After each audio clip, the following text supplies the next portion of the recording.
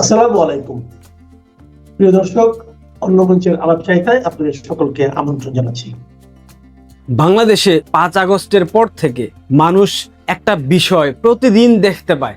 গণমাধ্যম, social media সবকিছুতে ঘুম থেকে ওঠার পর খুন, গুম, ধর্ষণ, ছিনতাই, চাঁদাবাজি, দখলদারি, এই যে সংবাদের হেডলাইনগুলা প্রতিদিন বাংলাদেশের মানুষ দেখে দেখে অভ্যস্ত হয়ে গেছে।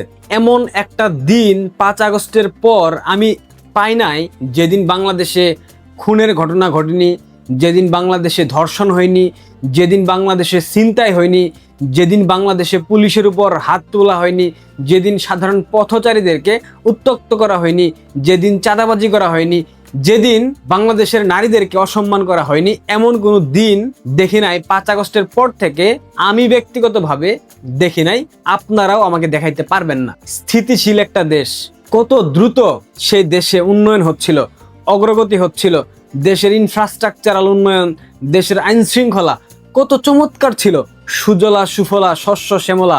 আমার প্রিয় মাতৃভূমি, আমার এই মাতৃভূমিটাকে সুনিপুণ পরিকল্পনার মধ্য দিয়ে ধ্বংস করে দিল এই দেশদ্রোহী অপশক্তির দোসররা। ইউনূস, জামাত, বিএনপি, এনসিপি সম্মিলিতভাবে আমার মাতৃভূমিটাকে ধ্বংসের দিকে ঠেলে দিয়েছে।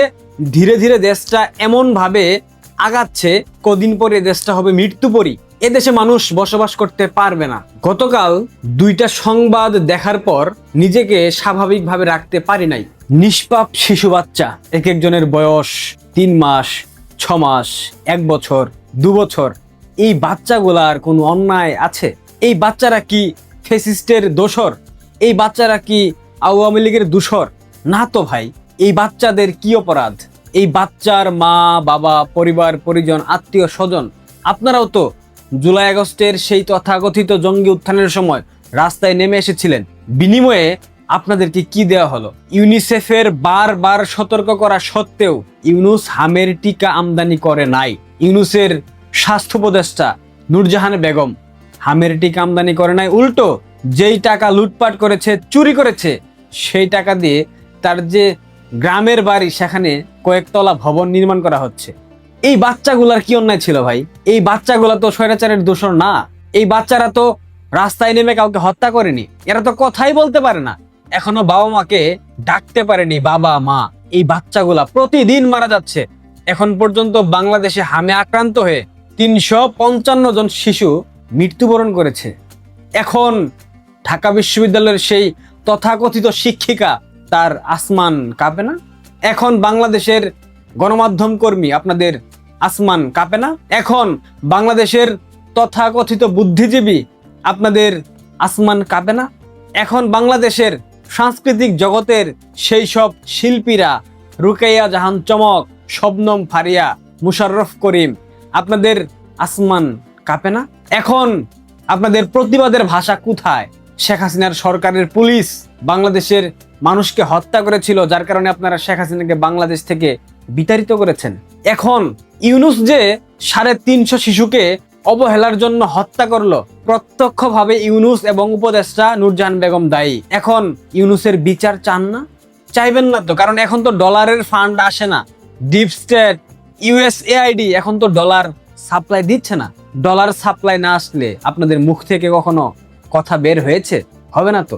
আপনাদের বিবেক, আপনাদের বোধ কোথায় নেমে গেল? এইখানে তো আপনার বাচ্চা থাকতে পারতো, এখানে আপনার ভাতিজি থাকতে পারতো, আপনার ভাতিজা থাকতে পারতো, আপনার ছোট বোন থাকতে পারতো। পারতো কিনা? যেই সব সুশীল বুদ্ধিজীবী আপনারা মুখে তালা বন্ধ করে বসে আছেন, আপনাদের পরিবারের কেউ যদি থাকতো, তখন কি করতেন আপনারা? তখন কথা না বলে চুপচাপ নীরব থাকতেন, দর্শক হয়ে দেখতেন তামাশা, রাষ্ট্রযন্ত্রের তামাশা, প্রশাসনের তামাশা, শিক্ষা ব্যবস্থার তামাশা দেখতেন। ছোট ছোট শিশু বাচ্চাদের কাফনের কাপড় পরিয়ে সেই সব প্রতিকৃতি বানিয়ে ঢাকা বিশ্ববিদ্যালয়ের রাজু ভাস্কর্যে কোনো একটা সংগঠন প্রতিবাদ জানিয়েছে ইউনূসকে যাতে গ্রেফতার করা হয়, নূরজাহান বেগমকে যাতে গ্রেফতার করা হয়। কিন্তু আদৌ বাংলাদেশের মুচলেকা প্রধানমন্ত্রী সে কি ইউনূসের কোনো ব্যবস্থা নেবে? ইউনূসকে গ্রেফতার করার মতো সক্ষমতা এই মুচলেকা রহমানের আছে? নাই। কারণ ইউনূসের অসমাপ্ত কাজগুলা সমাপ্ত করবার জন্যই মুচলেকা রহমানকে বাংলাদেশের রাষ্ট্র ক্ষমতায় বসানো হয়েছে? জি, এটাই রিয়েলিটি, এর বাইরে আর কোনো রিয়েলিটি নাই। বাংলাদেশে নানামুখী সংকট, প্রতিদিন শিশু বাচ্চা মারা যাচ্ছে। 11 বছরের শিশুকে, কিশোরীকে অন্তঃসত্ত্বা বানানো হচ্ছে। বানাচ্ছে কারা? সেই তথাকথিত ধর্ম ব্যবসায়ী, সেই তথাকথিত জিহাদি জঙ্গি মাদ্রাসার শিক্ষকরা। আর আমাদের পরাধীন মন্ত্রী বৃষ্টি ভেজা বিকেলে, বৃষ্টি ভেজা সন্ধ্যায় তার সহধর্মিনীকে নিয়ে গাড়ির পাশের সিটে বসিয়ে নিজে গাড়ি ড্রাইভ করে বঙ্গবন্ধু আন্তর্জাতিক সম্মেলন কেন্দ্রে যাচ্ছেন। সেখানে গিয়ে বক্তব্য দিচ্ছেন, রাষ্ট্রকে এইটা করতে হবে, প্রশাসনকে এইটা করতে হবে, অমুককে এইটা করতে হবে, ভারত পুশব্যাক করতে পারবে না, নানামুখী লেকচার দিচ্ছেন। কিন্তু হামে শিশু মারা যাচ্ছে, এটা নিয়ে এই সরকারের কারোর মধ্যে কোনো প্রকার মন্তব্য করা কিংবা কোনো পদক্ষেপ নেওয়ার প্রবণতা দেখেছেন? জনাব তারেক রহমান তার শক্তিশালী পিআর টিমকে ব্যবহার করে তার নানামুখী এইসব নাটক দেখানো, লুক দেখানো চিত্র ফুটেজ সামাজিক যোগাযোগ মাধ্যমে ভাইরাল করতেছেন। পাপ কিন্তু বাপ কেউ ছাড়ে না, জনাব তারেক রহমান ছাড়ে না। পেট্রোল নাই, অকটেন নাই, ডিজেল নাই, গ্যাস নাই, বিদ্যুৎ নাই, হামের টিকা নাই, শিশু মারা যাচ্ছে। এইসব নিয়ে না জাতীয় সংসদ, না এই সরকারের কোনো মন্ত্রী, কোনো সংসদ সদস্য, হর্তাকর্তা কেউ কোনো কথা বলে না। উল্টা বিএনপির একটা কুকুর আছে, বুলু তার নাম, বুলু কুকুরে বলতেছে 17 বছরে শেখ হাসিনার সরকার যা উন্নয়ন করতে পারেনি, 2.5 মাসে বিএনপির সরকার তার থেকেও বেশি উন্নয়ন করে ফেলেছে। আপনারাই বলেন এদেরকে কি বলা উচিত? প্রিয় দর্শক, আপনারা যারা আমাকে দেখেন, আমাকে পছন্দ করেন, আমাকে ভালোবাসেন, আমি আপনাদের বিবেকের উপর ছেড়ে দিলাম এদের কি করা উচিত। প্রতিদিন অসংখ্য শিশু হাসপাতালে মারা যাচ্ছে, অসংখ্য শিশু মৃত্যু শয্যার সাথে সংগ্রাম করতেছে, কিন্তু আমাদের মুচলেকা রহমান পরাধীন মন্ত্রী তার বউকে নিয়ে সিনেমা দেখতে যায়, নাটক দেখতে যায়, তার বউকে পাশে বসে নিজে গাড়ি ড্রাইভ করে। এগুলা কি স্ক্রিপ্টেড নাটক আপনাদের মনে হচ্ছে না? কিচ্ছু বলার নাই, জাস্ট চেয়ে চেয়ে দেখবো। আপনারা একজন ফেসিস্টকে বাংলাদেশ থেকে বিতাড়িত করেছেন, আপনারা আমাদেরকে বাংলাদেশ থেকে বিতাড়িত করেছেন, আপনারা যাকে ক্ষমতায় এনেছেন তারাই আজ আপনার শিশুর জীবন নিয়ে সিনিমিনি খেলতেছে। আপনার শিশুকে সামান্য হামের টিকা যোগান দিতে পারতেছে না।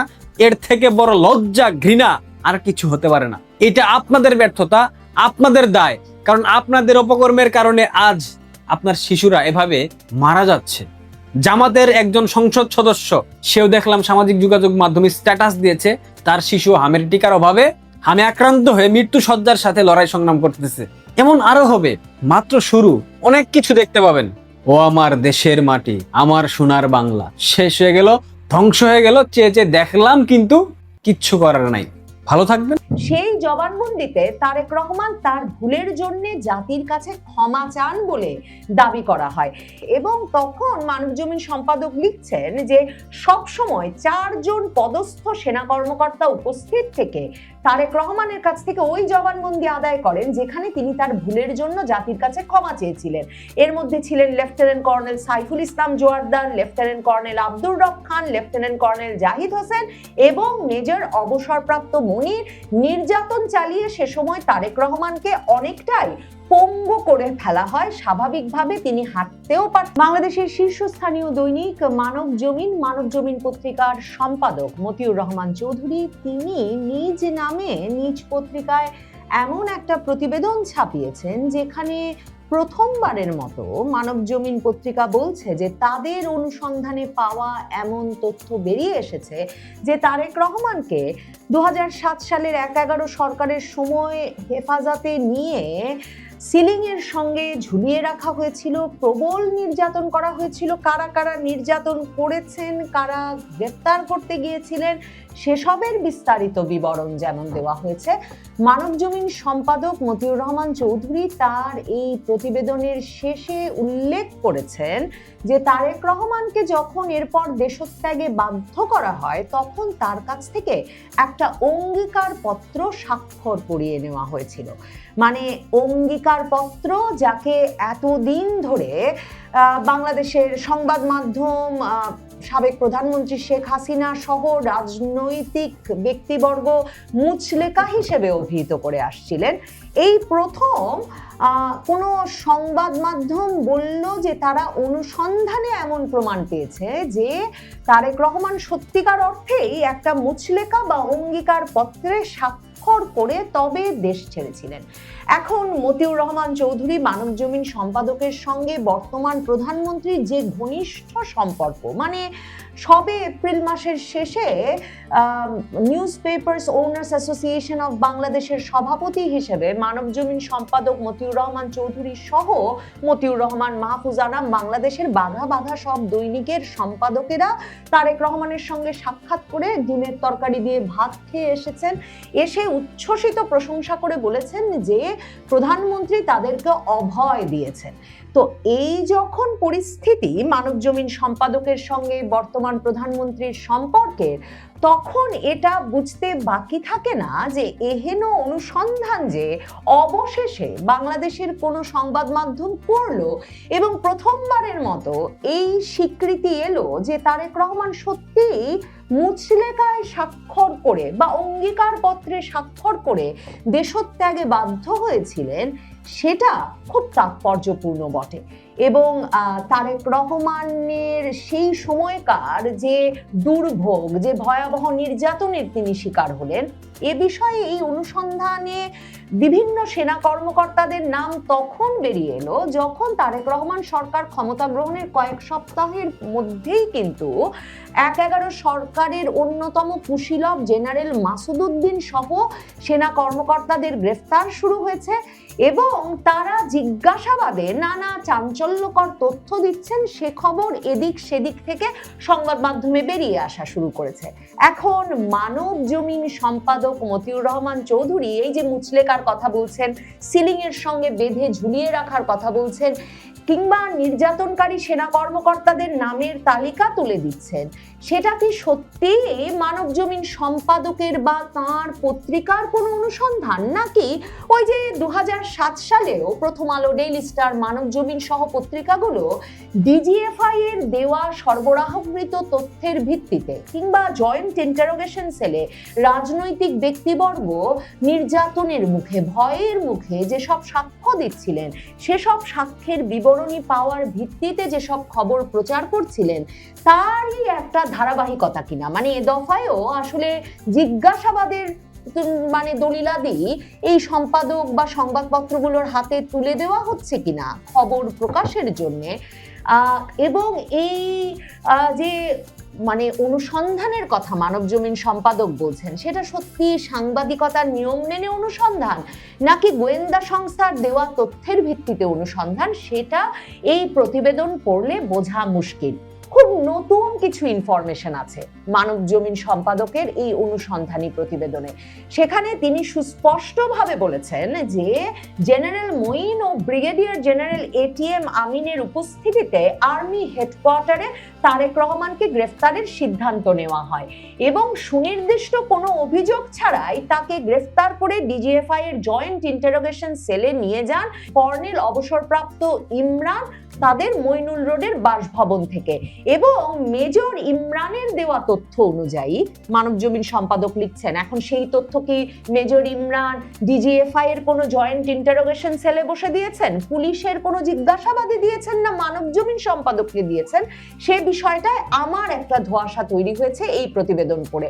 তো এখন উনি লিখছেন, মেজর ইমরানের দেওয়া তথ্য অনুযায়ী একজন রানার এবং একজন ড্রাইভার নিয়ে তিনি মইনুল হোসেন রোডের খালেদা জিয়ার বাসভবনে উপস্থিত হওয়ার 3 ঘন্টা পর তারেক রহমান বেরিয়ে এসে তাদের গাড়িতে ওঠেন এবং বাসভবন থেকে বেরিয়ে মেজর ইমরানের গাড়িতে তিনি উঠলে তাকে নিয়ে নির্ধারিত গন্তব্যে রওনা হন মেজর ইমরান এবং তার সঙ্গে থাকা রানার তারেক রহমানের মুখ ওই গাড়িতেই কালো কাপড় দিয়ে ঢেকে দেন।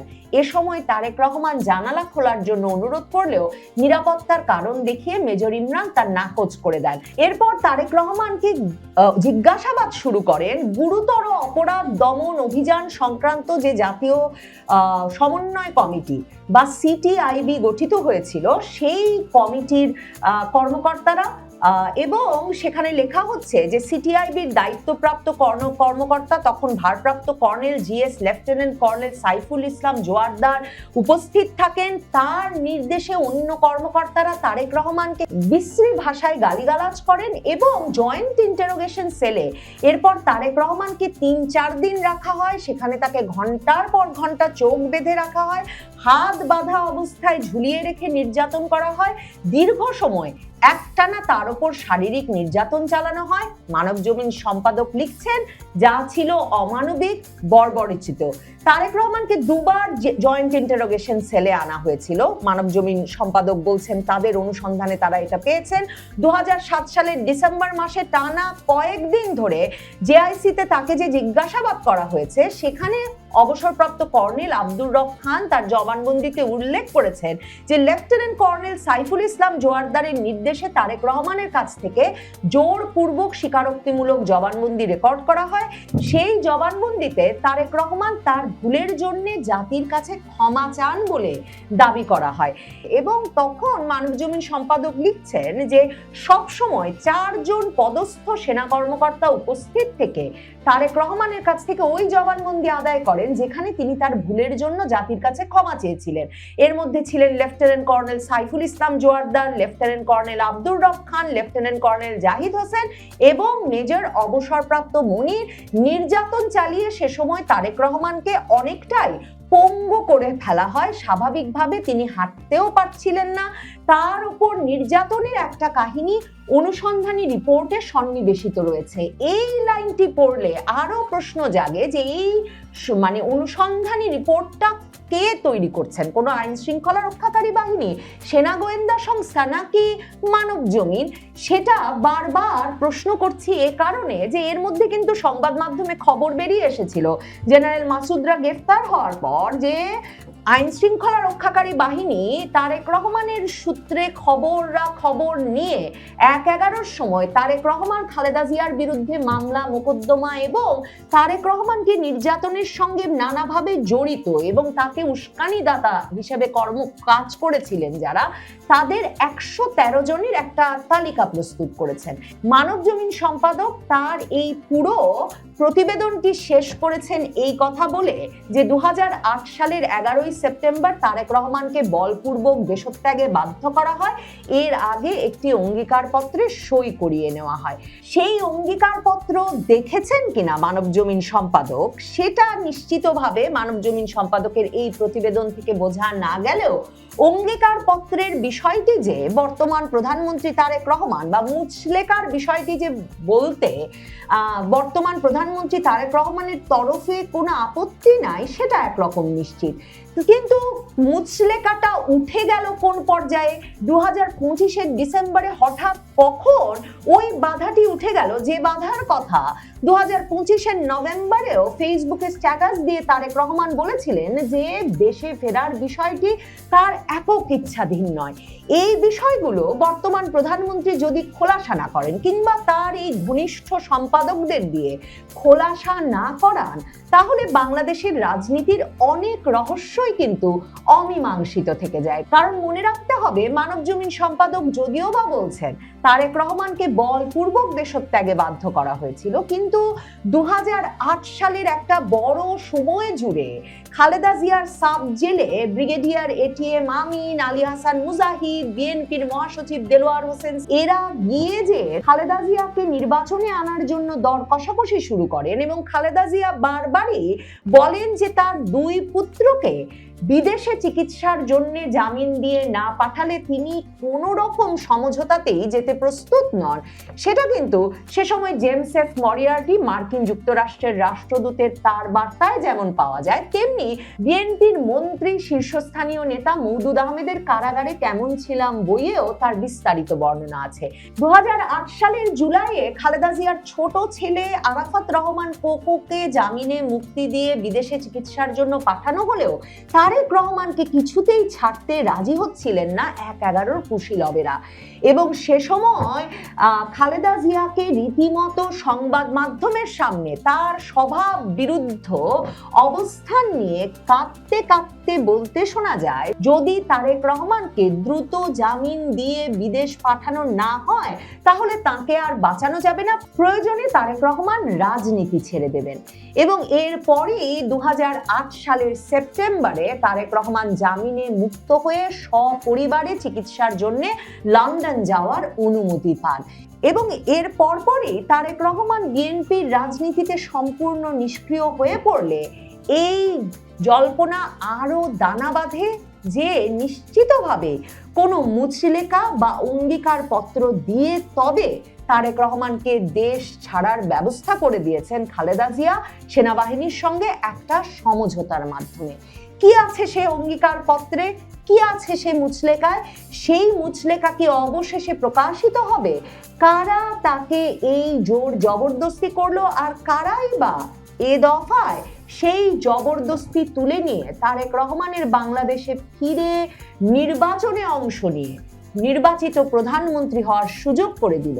সেই রহস্যগুলো ভেদ হওয়া নিশ্চিতভাবে বাংলাদেশের রাজনীতি বুঝতে অত্যন্ত জরুরি। আসসালামু আলাইকুম এবং আদাব। আজ অনেকদিন পরে আমার সেই কূটনৈতিক সূত্র, আমি আগেই বলেছিলাম, যারা আমার শো নিয়মিত দেখেন তারা জানেন যে আমেরিকার একজন প্রাক্তন কূটনীতিকের সাথে আমার একটি যোগাযোগ আছে একটি সূত্রের মাধ্যমে। তো তিনি অনেকদিন পরে যোগাযোগ করেছিলেন এবং আমি বেশ কিছু তথ্য পেয়েছি। এই তথ্যের প্রথমেই একটু বলে নিই, এই যে তৃণমূল কংগ্রেসের যিনি প্রধান মমতা ব্যানার্জি ৩ বারের মুখ্যমন্ত্রী এবং তার আগে তিনি একসময় কংগ্রেসের রাজনীতি করতেন, জাতীয় যুব কংগ্রেসের সর্বভারতীয় সভাপতি ছিলেন। পরবর্তীতে তিনি তৃণমূল কংগ্রেস করেন এবং তৃণমূল কংগ্রেস করে আলটিমেটলি তিনি পশ্চিমবঙ্গের ৩ বারের নির্বাচিত মুখ্যমন্ত্রী হিসেবে দায়িত্ব পালন করেন। কিন্তু কে এই মমতা ব্যানার্জি, যাকে আমাদের ঘরের মেয়ে বলেই মনে হয়, যাকে সবাই দিদি বলেই ডাকে, কিন্তু আমার সূত্র নিশ্চিত করলো এই মমতা ব্যানার্জি তিনি দীর্ঘদিন ধরেই ডিপ স্টেটের এজেন্ট হিসেবে কাজ করছেন। তিনি ডিপ স্টেটের এজেন্ট হিসেবে কংগ্রেস ভেঙে তৃণমূল কংগ্রেস করেছেন। তিনি একসময় বিজেপির কাছে গিয়েছেন কংগ্রেসকে দুর্বল করতে। আবার তিনি পশ্চিমবঙ্গে ডিপ স্টেটের এজেন্ট হিসেবেই রাজনীতি করেছেন এবং এর বিনিময়ে তিনি প্রচুর নানা রকমের সহায়তা পেয়েছেন। ইট ইনক্লুডস যে অর্থনৈতিক সহায়তা তিনি পেয়েছেন, বিভিন্ন ধরনের ফান্ড পেয়েছেন। এবং বাংলাদেশের যদি 2024 সালের জুলাই আগস্টের জঙ্গি অভ্যুত্থানের কথা আপনারা একটু মনে করে দেখেন, সেই সময় পশ্চিমবঙ্গের অনেকের ভূমিকা কী ছিল এবং পশ্চিমবঙ্গ সেই সময় এই আন্দোলনকারীদের একটা নিরাপদ আশ্রয় ছিল। এমনকি রংপুরের আবু সাইদ, সেই শিবির ক্যাডার আবু সাইদ যখন খুন হলেন, তাদের এই খুনটা নিয়ে বিতর্ক আছে এবং আমরা অনেকেই বিশ্বাস করি যে তাকে হত্যা করেছে তার দলের লোক এবং তাকে অনেক দেরিতে হাসপাতালে নেওয়া হয়েছে। যাই হোক, এই আবু সাইদের মৃত্যুর পরে তার একটি স্কেচ এঁকেছিল, তিনিও কলকাতার শিল্পী। সুতরাং কলকাতার বিশেষ করে তৃণমূল কংগ্রেসের তার চেয়েও স্পেশালি বলতে গেলে এই মমতা ব্যানার্জির একটি যোগাযোগ ছিল এবং তিনি বাংলাদেশের মৌলবাদী গোষ্ঠীর সাথে যোগাযোগ পরোক্ষভাবে রক্ষা করতেন। তিনি পশ্চিমবঙ্গের রাজনীতিতে ভোট ব্যাংকে ধর্মের কার্ড খেলতেন এবং মুসলিম ভোটের উপরে নির্ভরশীল ছিলেন। কিন্তু এই নির্বাচনে দেখা গেছে যে মুসলিম ভোট ভাগ হয়ে গেছে। তারই দলের অন্যতম বিধায়ক হুমায়ুন কবির, যিনি একসময় পুলিশ অফিসার ছিলেন, তিনি নতুন দল করলেন এবার আম জনতা উন্নয়ন পার্টি এবং তিনি একাই মুর্শিদাবাদের 2টি আসনে জয়লাভ করেছেন। এই হুমায়ুন কবিরের কারণে অন্তত 10টি আসন তৃণমূল কংগ্রেস হারিয়েছে। সুতরাং একদিকে এই মমতা ব্যানার্জির ডিপ স্টেট কানেকশন, আর একদিকে বিজেপি অনেক দিন ধরে এই রাজ্যে ক্ষমতার দখলের লড়াইয়ে তারা আছে, কিন্তু এইবার তারা বেশ আটসাত বেঁধেই নেমেছিল এবং তারা দেখেছে যে মমতা ব্যানার্জির সমগ্র নির্বাচনী বিজয়ে কোন কোন জায়গায় ছিদ্র আছে, পিটফল আছে, সেইগুলো তারা আইডেন্টিফাই করেছে। যেমন ভোটার লিস্ট, মমতা ব্যানার্জির ভোটার লিস্টে কিন্তু বেশ ধরেন 10-20% ভোটার থাকতেন যারা এক্সিস্ট করেন না, হয়তো মারা গেছে বা হয়তো চলে গেছে ভারত ছেড়ে বা নানা কারণে, তিনি এরকম 20-30% বলা যায় যে ভোটার তার ভোটার লিস্টে থাকতে হবে। এই 20-30% ভোট তৃণমূল সবসময় নিজের বাক্সে যাতে যায় সেটা ইনশিওর করবে। তো এইবার এই ভোটার লিস্ট শুদ্ধিকরণের প্রকল্প তারা নিয়েছে। প্রতিবার সীমান্ত এলাকার থেকে লোকজন, ওপারের লোকজন পশ্চিমবঙ্গে এসে ওই যে 20-30% ভোট কাজ করে, সেটা করে। একটা বড় রকমের ফান্ডিং তিনি বাংলাদেশের মৌলবাদী গোষ্ঠীর কাছ থেকেও পেয়ে থাকেন।